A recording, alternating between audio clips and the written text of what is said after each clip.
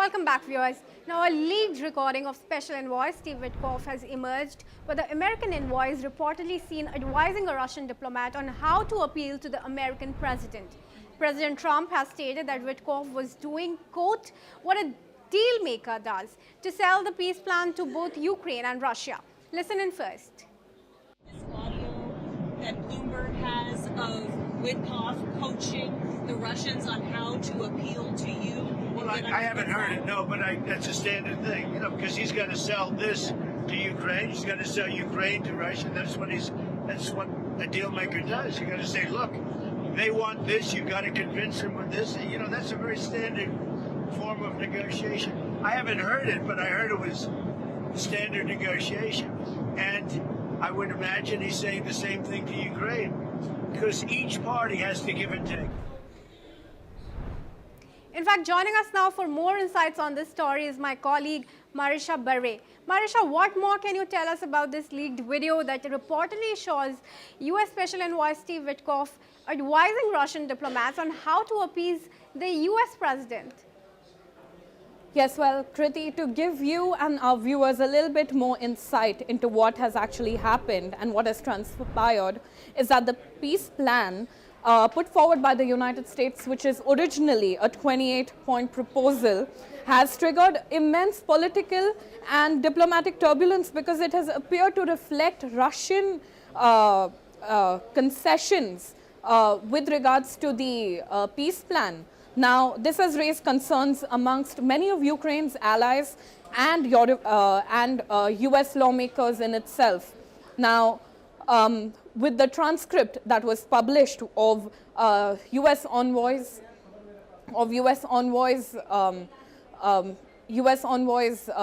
call with Russian officials, it has kind of made a sense of liberation, or made it a biased view to people who are viewing this peace plan, making it very close to Russia's proposals. Now, the call suggested that Witkoff was giving strategic messages and advice to Russian officials when speaking with Trump. Now, the US envoy may have been acting in a way not fully coordinated with the US, but on the better side. But on the better side, Trump has actually seconded and has supported and has defended Witkoff's action, saying that it is a standard form of negotiation. He argued that a mediator must persuade both the sides of the peace plan. Well, thanks, Marisha, for giving that information to us. And clearly, the U.S. president has defended his ambassador. Absolutely. With that, viewers, let's shift our focus to the next big story. Now, Ukraine's special forces released footage claiming to show Ukrainian fighters in the northern city of Pokrovsk. The video, which Reuters confirmed by comparing satellite imagery, appears to depict ongoing fighting. The exact filming date could not be independently verified. Meanwhile, Russia's defense ministry reported capturing 2 districts in the city on Monday, although these claims also remain unverified. Ukrainian commanders have expressed concern over their limited troop numbers, which they say are insufficient to fully secure Pokrovsk from the ongoing Russian incursions. The battle for the city continues to be a focal point in the ongoing conflict.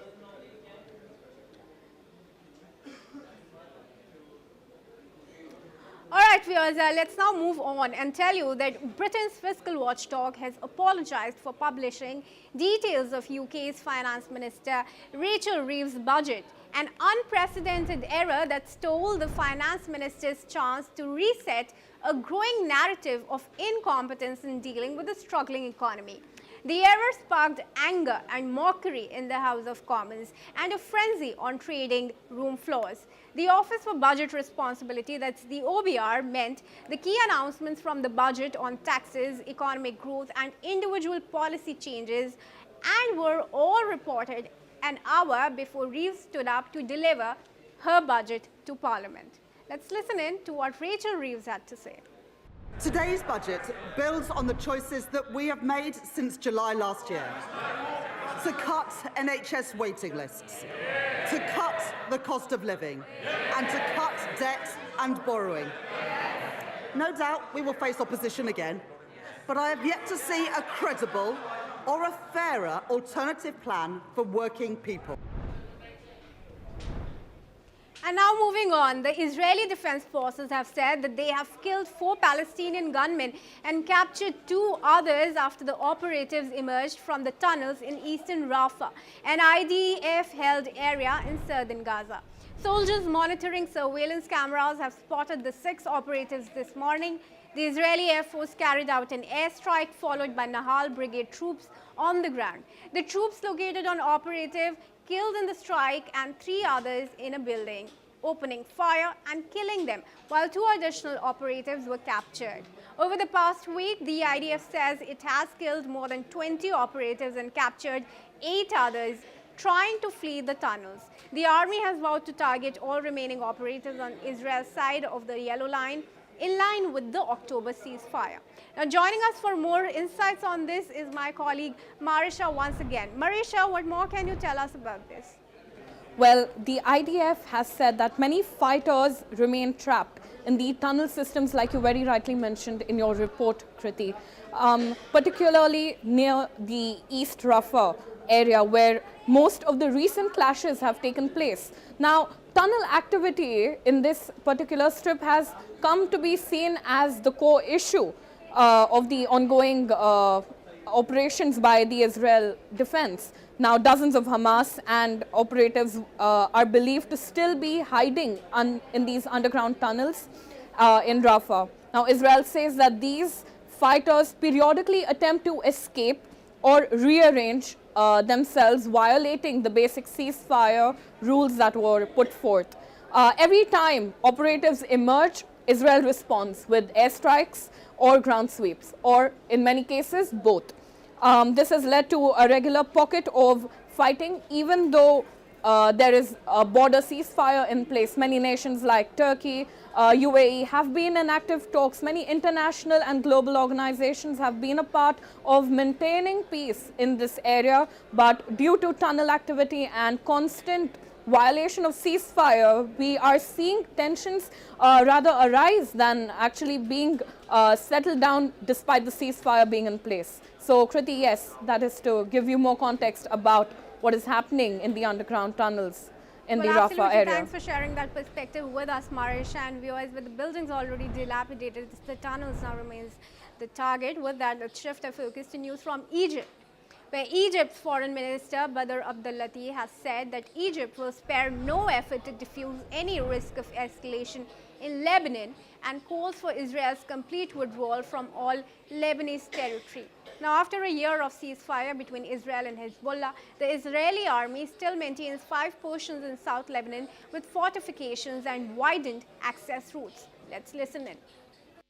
نحن يعني معنيون بشكل كامل باستقرار لبنان وبأهمية الانسحاب الكامل من كل الأراضي اللبنانية وتطبيق القرار الأممي 1701 بكل بنوده وبكل جوانبه ودون انتقائية، وهو ما يتطلب بطبيعة الحال وقف كل الانتهاكات الإسرائيلية للسيادة اللبنانية بكافة صورها وبشكل. And now moving on to news from Taiwan, where President Lai Ching-te has praised the island's ties with the United States, calling them rock solid, amid growing concerns over a planned visit by US President Donald Trump to China next year. Lai emphasized that the strong US-Taiwan relationship serves the common interests of both nations and the wider region. Here is what it had to say.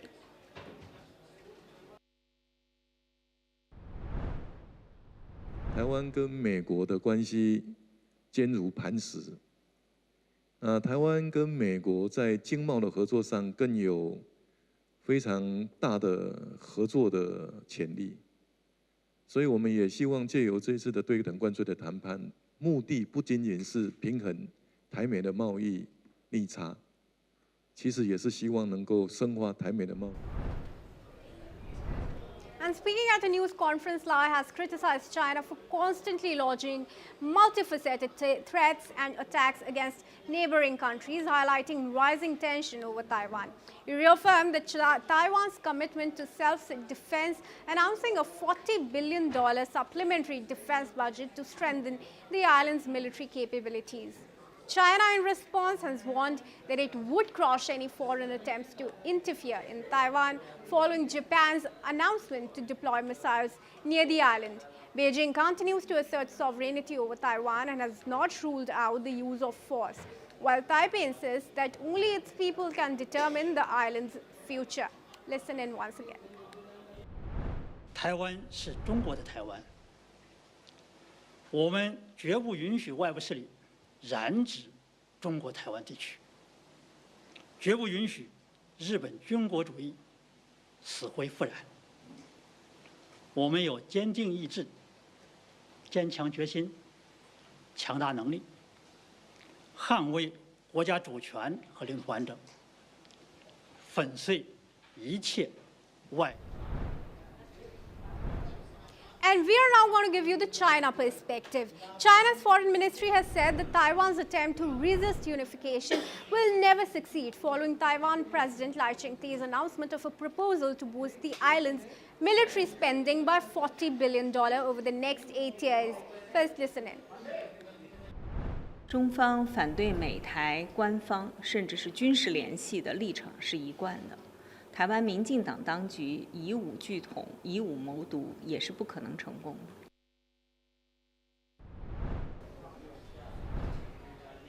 Spokeswoman Mao Ning has also addressed the recent arrest of a Chinese CEO of a gold mining company in Kyrgyzstan, urging the Kyrgyz authorities to enforce the law justly.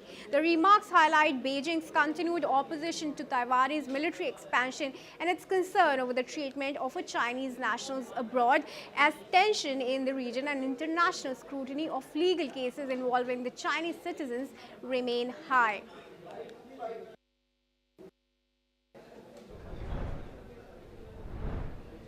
And with that, NewsX World, the newsroom. Stay tuned for more news updates from across the world.